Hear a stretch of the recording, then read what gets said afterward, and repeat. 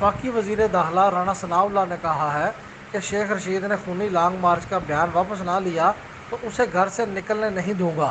لاہور میں میڈیا سے گفتگو کرتے ہوئے کہا کہ عمران خان فرح گوگی کے وکیل بنے ہوئے ہیں۔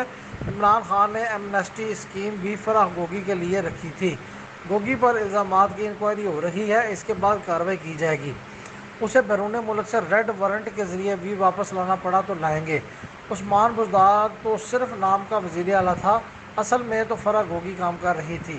رانا ثناء اللہ نے کہا کہ عمران خان لوگوں اور کارکنوں کو گمراہ کر رہے ہیں اور انہیں بدتمیزی سکھا رہے ہیں۔ میں عمران خان کو آخری دفعہ کہنا چاہتا ہوں کہ اگر تم اس طرح کی حرکات سے باز نہ آئے، جو تم کرو گے اس کا سامنا تم لوگوں کو کرنا پڑے گا۔ اگر کہیں کسی کے ساتھ بدتمیزی ہوئی تو دوسرے کارکن بھی یہی کریں گے۔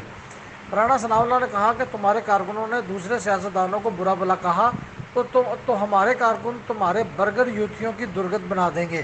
شیخ رشید کے خونی لانگ مارچ کے متعلق بیان پر وزیر داخلہ نے کہا کہ یہ لوگ اس طرح انارکی پھیلانے کی کوشش کر رہے ہیں۔